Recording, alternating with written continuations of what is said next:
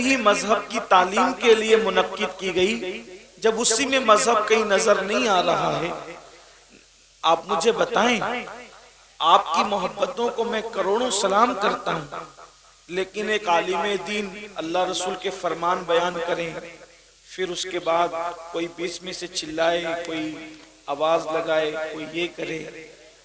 یاد رکھیے، حضور علیہ السلام کی حدیث کا احترام ایسے ہی ہونا چاہیے جیسے رسول اللہ کو اگر ہم حالت ظاہری میں پاتے تو اس وقت ہم حضور کا کتنا احترام کرتے، ایسے ہی حضور کی حدیثوں کا احترام کرنا چاہیے۔ اگر آپ ان محفلوں کا احترام کرو گے تو اس کی برکتیں پاؤ گے۔ یہی محفلیں تھی میرے بھائی جس میں آنکھیں بند کر کے لوگ رسول اللہ کا دیدار کر لیا کرتے تھے۔ یہی محفلیں تھی جب لوگ علماء کا بیان سنتے سنتے دل میں کوئی مراد لے لیتے تو محفل سے اٹھنے سے پہلے ان کی مراد پوری ہو جایا کرتی تھی۔ لیکن آج ان محفلوں کو ہم نے بزنس، نام نمود اور پھول ہپاڑ، ہنسی مذاق اور دل کو بہلانے کا ذریعہ بنا لیا، تو محفلوں سے رونق بھی گئی، برکت بھی گئی، مذہبی تقدس بھی گیا۔ آپ سے میں کوئی ناراض نہیں ہوں، لوگ میرے کپڑے پھاڑ دیتے ہیں، میرا ماما ٹوپی چھین لے جاتے ہیں، میں اس پہ بھی ناراض نہیں ہوتا۔ ایک شہر میں گیا، لوگوں نے مسجد کے شیشے توڑ دیے ملنے کے لیے، مسجد کا دروازہ توڑ دیا۔ میں نے کہا کمیٹی والے بھرپائی کر دیں، اللہ انہیں معاف کرے۔ ہم ناراض نہیں ہوتے کیونکہ آپ جو کرتے ہیں وہ محبت میں کرتے ہیں، عقیدت میں کرتے ہیں، لیکن ہم تو انسان ہیں، آپ سے ناراض نہیں ہوں گے، لیکن وہ غیرت والا خدا اگر آپ سے بھی ناراض ہو گیا اور مجھ سے بھی ناراض ہو گیا تو ہماری دنیا بھی برباد ہو گئی اور آخرت بھی برباد ہو گئی۔ اب میں آپ کے سامنے کوئی لمبی چوڑی گفتگو نہیں کرتا ہوں، اس لیے کہ آنے میں ہم لوگ بھی لیٹ ہوئے، چاہے وہ اتفاق سے ڈرائیور ایسا مل گیا کار کا جو شراب پی کر گاڑی چلا رہا تھا، مسلم نہیں تھا، وہ بچتے بچاتے آئے، اللہ نے خیر سے پہنچا دیا۔ اور چونکہ اب 4 بجے واپس سے ایئرپورٹ پہ پہنچنا ہے، اس وجہ سے جو ہے وہ ہم بہت لمبی چوڑی کوئی گفتگو نہیں کریں گے، ایک مختصر سی بات کرتے ہیں خواتین کے لیے اور آپ کے لیے۔ آج کل ہر مسلمان بھائی کا، بہن کا ایک دل کا یہ خیال ہے، لوگوں کی ایک تمنا ہے کہ میری جلدی سے حاضری مدینہ منورہ میں ہو، میں جلدی سے مدینہ منورہ دیکھ لوں اور میری حاضری مدینہ طیبہ ہو۔ جب بھی لوگ حج کو جاتے ہیں، عمرہ کو جاتے ہیں، تو ان کی یہ جو دوسروں کو جاتے ہوئے دیکھتے ہیں تو ان کی تمنا ہوتی ہے، تڑپ ہوتی ہے کہ میں بھی مدینہ شریف جاؤں۔ اور پھر ایک دل میں لوگوں کے خیال پیدا ہوتا ہے کہ مدینہ شریف وہی لوگ جاتے ہیں جو مالدار لوگ ہیں، جو مالدار ہیں وہی مدینہ شریف جاتے ہیں اور غریب مدینہ شریف نہیں جاتا۔ یہ بات آپ اپنے دماغ سے نکال دیں، مدینہ منورہ نہ غریب جاتا ہے نہ امیر جاتا ہے، مدینہ منورہ نہ بادشاہ جاتا ہے نہ ہی رعایا جاتی ہے، مدینہ منورہ صرف وہ جاتا ہے جس کو مدینے کے تاجدار بلا لیا کرتے ہیں، جسے چاہا اپنا بنا لیا، جسے چاہا در پہ بلا لیا۔ یہ بڑے کرم کے ہیں فیصلے، یہ بڑے نصیب کی بات ہے۔ اگر مدینہ منورہ جانے کا آپ کا پلان ہے تو کثرت کے ساتھ اللہ کے رسول صلی اللہ علیہ وآلہ وسلم پر درود پڑھیے اور اس نیت سے پڑھیے کہ اللہ اس کے رسول راضی ہو جائیں۔ اگر بس کرم کی نظر ہوئی تو 2 کاموں میں سے ایک کام ہو سکتا ہے، یا تو وہ خود تشریف لے آئیں گے یا پھر وہ آپ کو بلا لیں گے۔ آپ درود پڑھیں کثرت کے ساتھ، لیکن یہ کثرت سے درود بھی پڑھنا ایک اس وقت آپ کو فائدہ پہنچائے گا جب آپ نمازوں کی پابندی کے ساتھ درود شریف پڑھیں گے۔ اگر آپ نماز نہیں پڑھتے اور آپ درود شریف پڑھ رہے ہیں، آپ کو ثواب تو ملے گا لیکن درود کی مکمل برکتیں آپ کو نصیب نہیں ہوگی۔ کسی بھی عمل کی برکت بغیر نماز کے آپ کو مکمل طور پر کبھی نصیب نہیں ہو سکتی۔ اس سلسلے میں ایک بات عرض کرتا ہوں اور بات مکمل کرتا ہوں درود شریف کو عمل ہے کہ اگر مچھلی پڑتی ہے تو اللہ مچھلی پر آگ کو حرام کر دیتا ہے. درود شریف کو عمل ہے اگر شہد کی مکھی پڑتی ہے تو اللہ تبارک و تعالی کڑوے کسیلے رسوں کو جو ہے وہ شہد میں تبدیل فرما دیتا ہے. درود شریف اگر کوئی مصیبت میں پڑے اللہ اس کی مصیبتوں کو دور کرتا ہے. درود شریف اگر کوئی خوشیوں میں پڑے اللہ خوشیوں میں اضافہ فرماتا ہے. اس سلسلے میں ہماری کتابوں میں لکھا ہوا ہے کہ ایک عاشق رسول تھا اور بڑا غریب تھا اور اس کا کام تھا سنگ تراشی یعنی پتھروں کو تراشنا. وہ پتھروں کو تراشتا تھا. یاد رکھنا ہم حضور سے عشق کی بہت باتیں کرتے ہیں, محبت کی بہت باتیں کرتے ہیں. مجھے سنیوں سے شکایت یہ ہے ہم نے عشق کی باتیں بہت کی لیکن ہم نے رسول اللہ سے ویسا عشق نہیں کیا.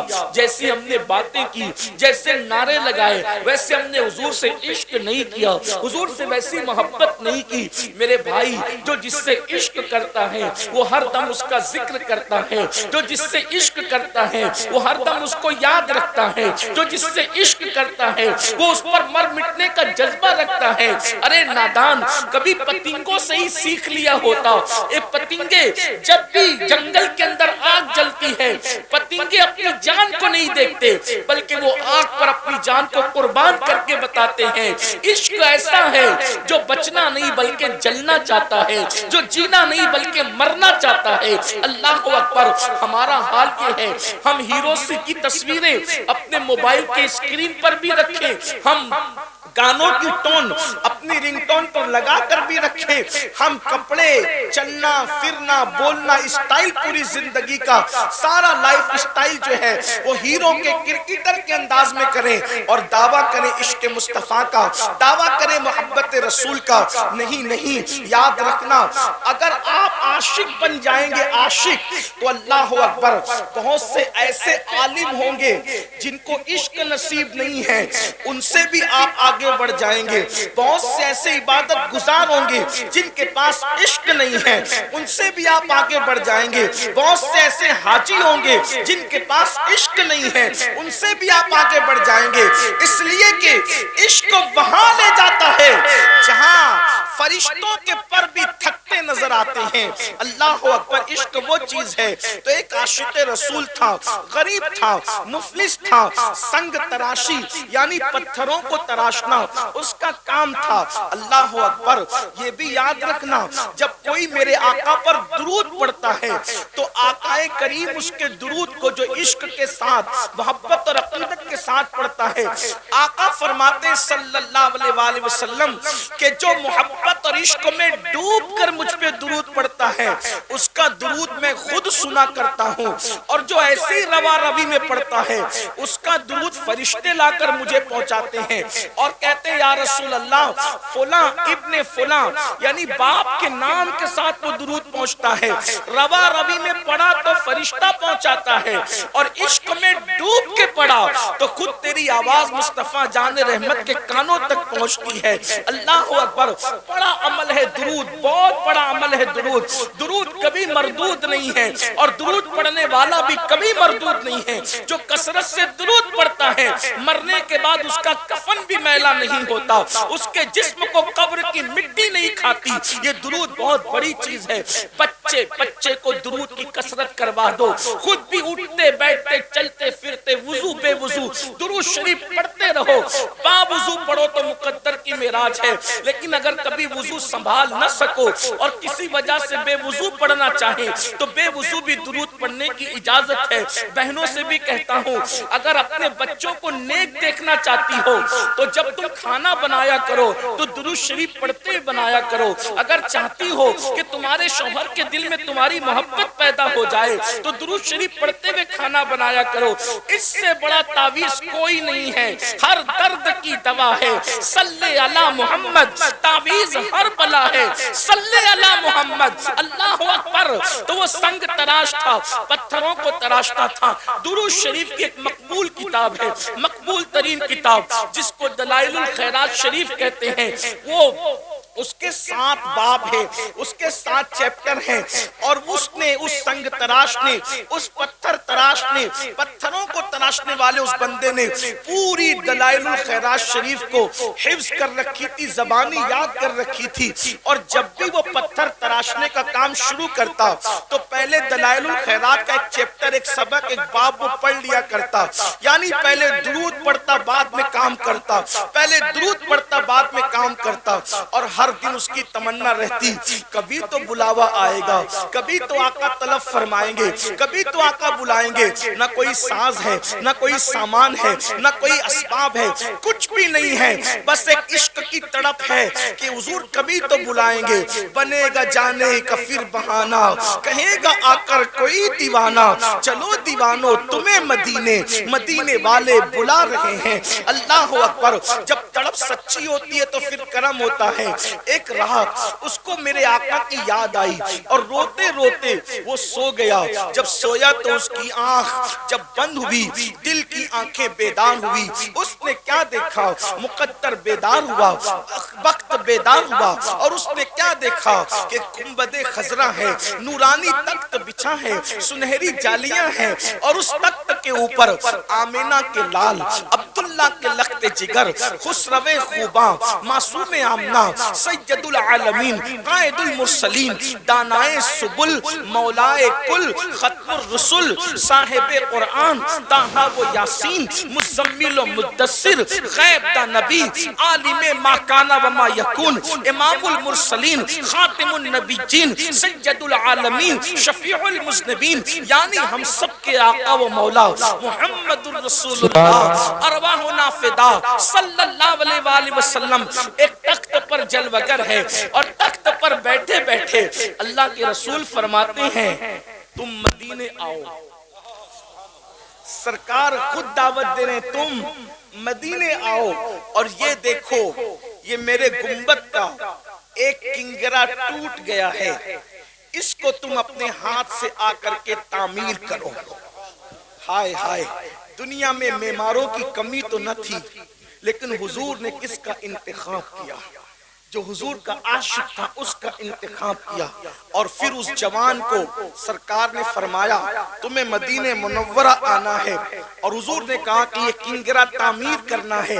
جیسے ہی اس کی آنکھ کھلی تو پورا گھر خوشبو سے معطر تھا، پورا گھر خوشبو سے مہک رہا تھا، سبحان اللہ سبحان اللہ، گڑ گڑا رہا تھا، رو رہا تھا۔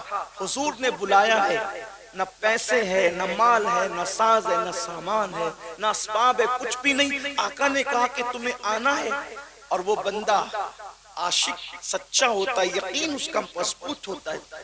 اس نے کیا کیا؟ تعمیر کا سامان تھیلی میں ڈالا، کپڑے بھرے، تھیلا کندھے پہ ڈالا، اور جہاں سے ساحل سے جہاز جدہ کی طرف روانہ ہوتے تھے اس ساحل پر گیا۔ کوئی پیسہ نہیں، کوئی مال نہیں، لوگ اس کو کہانی قصہ کہہ کر ہنس کے اڑا دے تو الگ بات ہے، لیکن یہ تاریخ ہے، سچائی ہے۔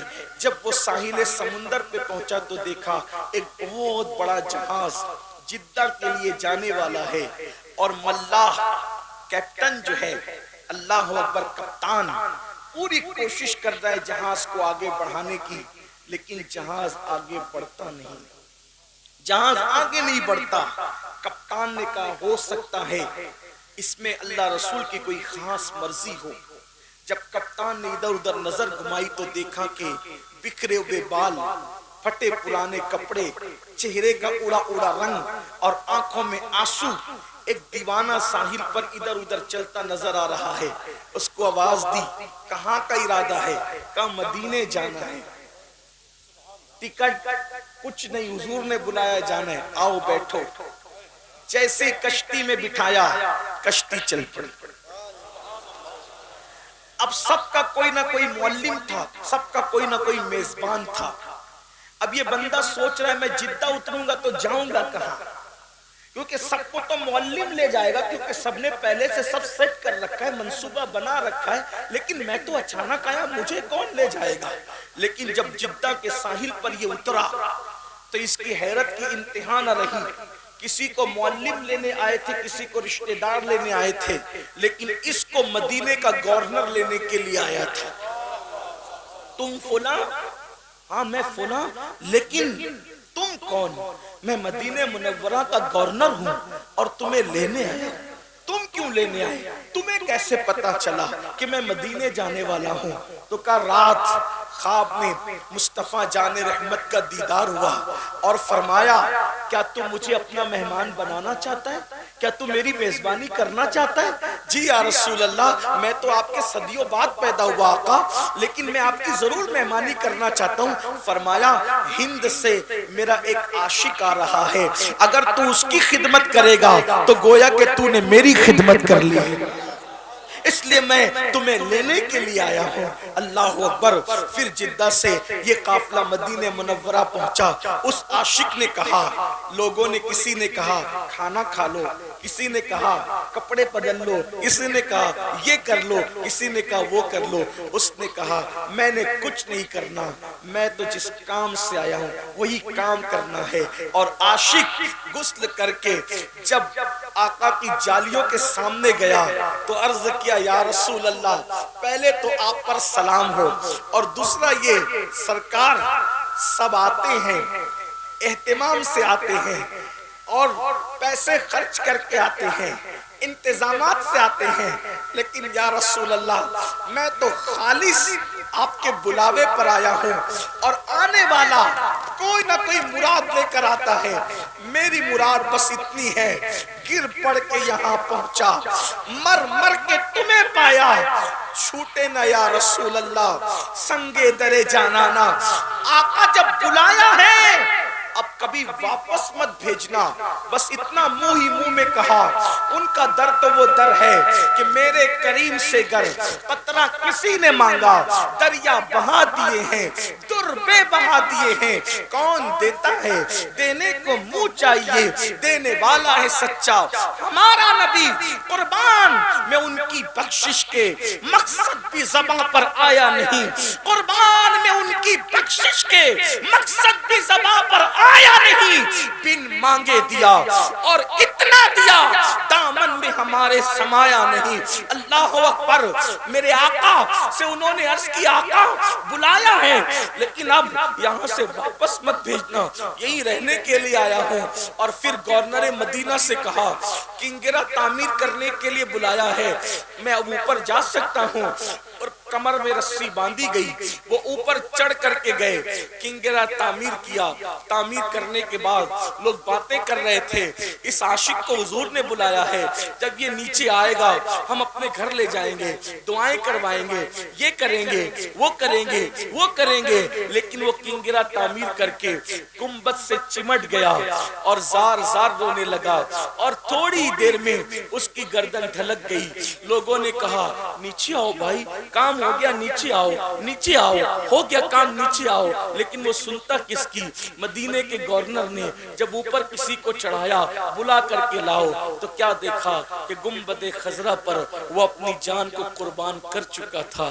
جب تیری یاد میں دنیا سے گیا ہے کوئی، جب تیری یاد میں دنیا سے گیا ہے کوئی، جان لینے کو دلہن بن کے قضا آتی ہے۔ میرے آقا علیہ السلام کے دیوانوں، یہ تھے عاشق لوگ جنہوں نے غربت میں بھی سچا عشق کیا، یہ تھے عاشق لوگ جنہوں نے بھکمری میں بھی سچا عشق کیا، یہ تھے سچے عاشق لوگ جنہوں نے فاقہ کشی میں بھی سچا عشق کیا۔ لیکن آج ہم لوگ، اللہ نے ہمیں اور آپ کو مال دیا، 3 ٹائم کا کھانا دیا، اللہ نے تن بھر کے کپڑا دیا، مکان دیا، سب دیا، لیکن افسوس سب کچھ حضور کے صدقے میں ملا، اور حضور ہی سے ہم بغاوت کرنے لگ گئے، حضور ہی کو بھول گئے، ہم حضور کو فراموش کر گئے۔ جو رسول پوری زندگی ہمیں یاد کرتے رہے، اس رسول کو ہم نے بھلا دیا، گانوں میں بھلا دیا، غزلوں میں بھلا دیا، گناہوں میں بھلا دیا۔ آج اگر کوئی مسلمان جوان زنا کے اڈے پر ہے تو وہ کسی کو کا دل دکھائے نہ دکھائے، وہ اپنے نبی کا دل دکھا رہا ہے۔ اگر آج مسلمان شراب پی رہا ہے، وہ کسی کو تکلیف پہنچائے نہ پہنچائے، وہ رسول اللہ کے دل پہ نشتر لگا رہا ہے. اگر کوئی مسلمان داڑھی منڈا کر گٹر میں پھینکوا رہا ہے تو وہ کسی کا دل دکھائے نہ دکھائے وہ اپنے نبی کا دل دکھا رہا ہے. آج لوگ کہتے ہیں مولانا مسلمانوں کے حالات خراب کیوں ہو گئے؟ میں کہتا ہوں اگر مسلمانوں نے اپنے نبی کا دل نہ دکھایا ہوتا تو مسلمانوں کو یہ حالات نہ دیکھنے پڑتے. اور آج بھی میں اپنے جوانوں سے کہتا ہوں مسلمانوں آج بھی اپنے نبی سے معافی مانگ لو, اپنے اللہ کی بارگاہ میں توبہ کر لو اور اتنا عہد کر لو کہ میں کبھی اپنے نبی کا دل نہیں دکھاؤں گا. یاد رکھنا یہ گناہوں سے رسول اللہ کا دل دکھتا ہے. سیدنا فاروق اعظم کہتے ہیں, لوگ کہتے ہیں چھوٹا گناہ چھوٹا گناہ چھوٹا گناہ, فاروق اعظم کہتے ہیں مجھے تو اتنا سمجھتا ہے کہ گناہ کوئی بھی کرو اس سے رسول اللہ کے دل کو تکلیف پہنچتی ہے. اے میری قوم کے جوانوں, اگر تم جوا کھیلتے ہو, اگر تم شراب پیتے ہو, اگر تم ماں باپ کو تکلیف پہنچاتے ہو, اگر تم معاذ اللہ کسی عورت پر بری نظر ڈالتے ہو, اگر تم سود کا دھندا کرتے ہو, اگر معاذ اللہ تم کسی سے فون پر گندی بات کرتے ہو, تم کسی کے ساتھ گندی چیٹنگ کرتے ہو, فیس بک پر بیٹھ کر کے تم کوئی گندگی کرتے ہو, یاد رکھنا آپ کے ابا کو پتا ہو یا نہ ہو, آپ کی امی کو پتا ہو یا نہ ہو, آپ کی بیوی کو پتا ہو یا نہ ہو, آپ کے بھائی بہن کو پتا ہو یا نہ ہو, لیکن آپ کے نبی کو اس کا پتا ہوتا ہے. کیونکہ ہم کسی مردہ نبی کا کلمہ نہیں پڑھتے, ہمارا نبی زندہ ہے. ارے نبی اگر سلیمان ہو تو وہ چونٹی کی آواز کو 3 میل کے فاصلے سے سن سکتے ہیں. جب سلیمان کا سننا اتنا ہے تو جانے سلیمان کا سننے کا عالم کیا ہوگا. اس لیے حضور سن بھی رہے ہیں, حضور دیکھ بھی رہے ہیں. میرے عزیز جب نبی ہمارا درود سن سکتے ہیں تو کیا نبی ہمارے گناہوں کو نہیں دیکھ سکتے؟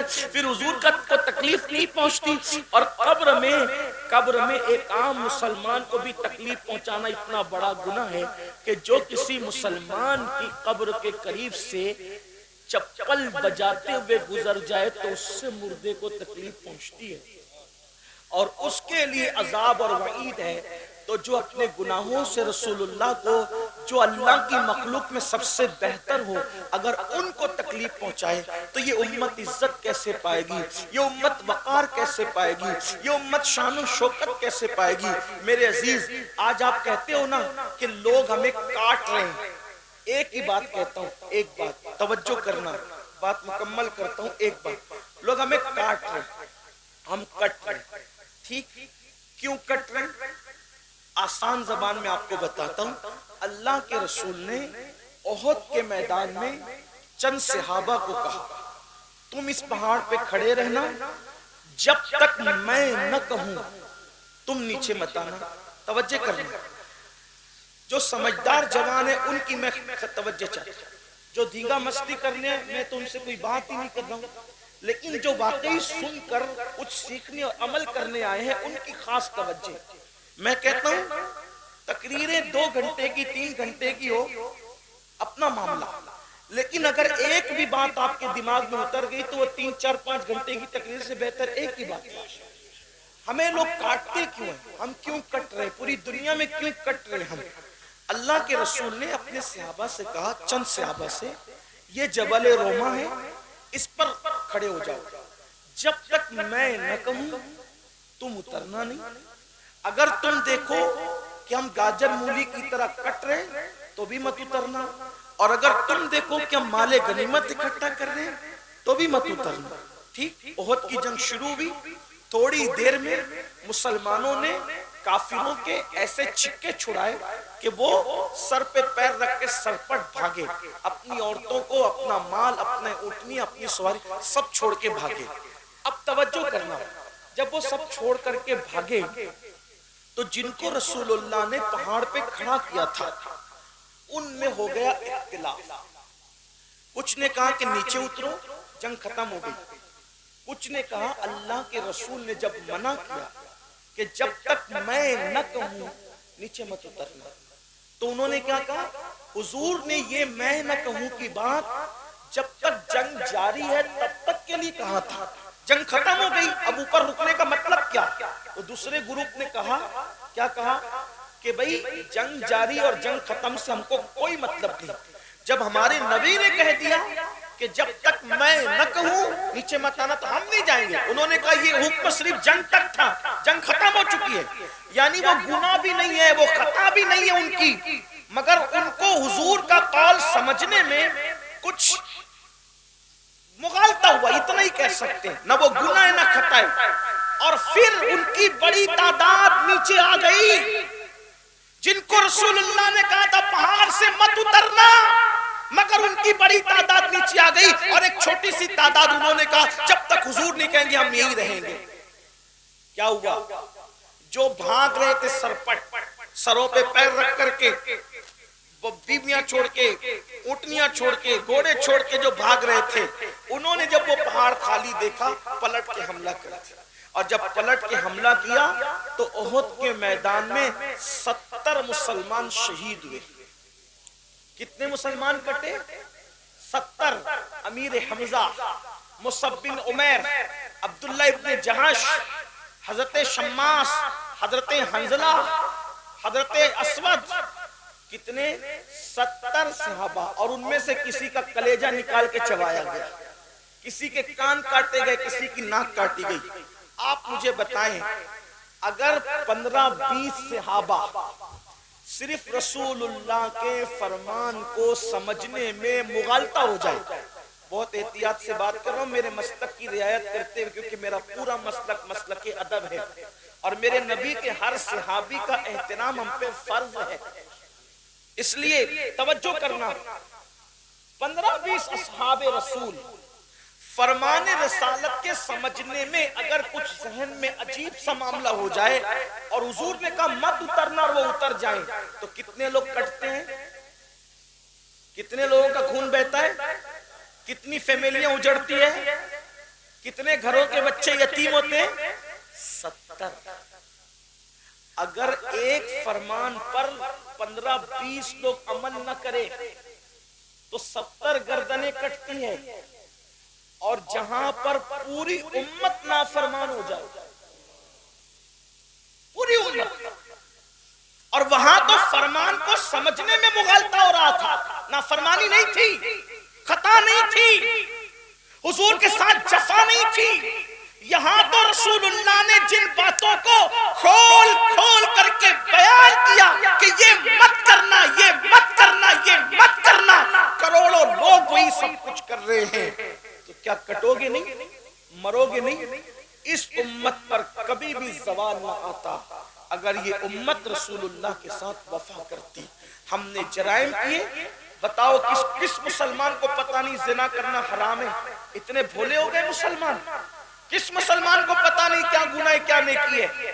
سب کو پتہ ہے. آسان زبان میں گناہ بچے کو بھی پتہ ہے کہ گناہ ہے, اسی لیے لوگ گناہوں کو چھپ کے کرتے ہیں اور نیکیوں کو علل اعلان کرتے ہیں. یہ چھپ کے کرنا ہی بتا رہا ہے کہ تمہیں پتہ ہے کہ یہ گناہ ہے. سب کو پتہ ہے, بچے کو پتہ ہے کہ گناہ کیا ہے اور نیکی کیا ہے. اب بتاؤ, اب بھی مسلمان نہ جاگیں گے؟ لوگ رونا رو رہے ہیں, ایسا کرو ایسا کرو. میں کہتا ہوں جو کر رہے ہو تم اپنی مرضی سے کرو. فقیر کا کہنا تو اتنا ہے, حضور کو راضی کر لو, حضور کا جو دل دکھایا ان سے معافی مانگ لو, اور یہ یقین دلاؤ اپنے نبی کو کہ یا رسول اللہ اب میرا کوئی قدم ایسا نہیں اٹھے گا کہ جس سے آپ ناراض ہو جائیں. اگر آپ نے ایسا کر لیا, دنیا کا کچھ بھی ہو انشاءاللہ آپ کو تکلیف نہیں ہوگی. لاک ڈاؤن لگے گا, اللہ تعالیٰ آپ کی روزی آپ کے گھر تک پہنچائے گا. وبائیں آئے گی, آپ کی آنکھ میں کبھی آنسو نہیں ہوگا. کیوں؟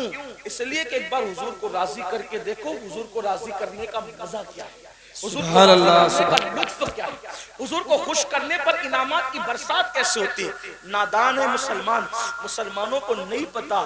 اگر پتھر حضور کو راضی کر لینا, پتھر حضور کے نام پہ نرم ہو جائے نا, پتھر عزت پا جاتا ہے. میں پوچھتا ہوں دنیا میں کروڑوں پتھر ہیں, سارے پتھروں کو عزت نہیں ملتی, لیکن وہ پتھر جو رسول اللہ کے قدم کے نیچے نرم ہو کر نقش قدم کو اپنے سینے میں اتار لیتے ہیں, کبھی سر پہ رکھے جاتے ہیں, کبھی آنکھوں میں رکھے جاتے ہیں, کبھی منبر پہ رکھے جاتے ہیں, पत्थर रसूलुल्लाह के कदमों के नीचे नरम हो जाए वो हमेशा की इज्जत पा जाते हैं। अगर इंसान हुजूर के फरमान तले नरम होकर हुजूर के फरमान पे अमल करने लग जाए, जमीन के ऊपर भी इज्जत है, जमीन के अंदर भी इज्जत है। इसलिए मेरे भाइयों, मेरी आपसे दर्द दिल के तौर पे यही गुजारिश है, नेक बनो, गुनाहों को छोड़ो।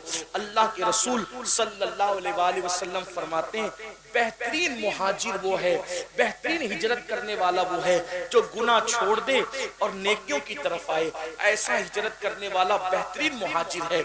आओ, हिजरत सहाबा ने की थी, अब हिजरत नहीं, लेकिन हिजरत अभी भी इस एतबार से है कि हम अगर गुनाह को छोड़ करके नेकियों की तरफ आते हैं तो ये भी हिजरत है, और इससे बेहतरीन हिजरत कुछ नहीं हो सकती। मेरे आका फरमाते हैं, हिजरत करो मालदार हो जाओगे, यानी गुनाह को छोड़कर अगर नेकियों की तरफ आओगे तो अल्लाह ताला तुम्हें माला माल फरमा देगा, बहुत बरकत देगा अल्लाह। आओ मेरे भाइयों, अल्लाह की बारगाह में सच्ची तौबा करो, रुजू कर लो उसकी तरफ, माफी मांग लो उससे, और रस्मी मुसलमान और इसमी मुसलमान बनकर जिंदगी मत गुजारो, बल्कि हकीकी मुसलमान बनकर जिंदगी गुजारो। ऐसा मुसलमान जिसका चलना, जिसका बोलना, जिसका उठना, जिसका बैठना, जिसका सोना, जिसका जागना, ये सारे अमाल से लोग दूर से देखकर कहें कि जब 1450 साल के बाद मुसलमान ऐसा है तो जो इस्लाम लाया वो पैगंबर इस्लाम की शान का आलम क्या होगा, उनके किरदार का आलम क्या होगा, उनके अखलाक का आलम क्या होगा। बस यही पैगाम लेकर हम यहाँ पर आए थे। हजरत मौलाना जावेद साहब और उनकी पूरी टीम को मुबारकबाद कि उन्होंने खूबसूरत जलसा सजाया। अल्लाह ताला इस महफिल को अपनी बारगाह में कबूल फरमाए और आप सबकी मोहब्बतों को अल्लाह ताला कबूल फरमाए। और मैं आपसे गुजारिश करता हूँ कि मुझे 4 बजे दिल्ली एयरपोर्ट पहुँचना होगा, इसलिए आप सबकी मोहब्बतों का शुक्रिया। अगर आप मुझसे मुसाफा करेंगे, दौड़ेंगे, भागेंगे तो बैठो, अभी महफिल खत्म नहीं, बैठ। हज़रत मौलाना साहब बयान फरमा रहे थे और मैं उनके और आपके दरमियान मुखिल हो गया था, तो मैं चाहूंगा देखो इतनी देर तक बात की, उसके बाद भी लोग वही कर रहे हैं जो वो करना चाहते।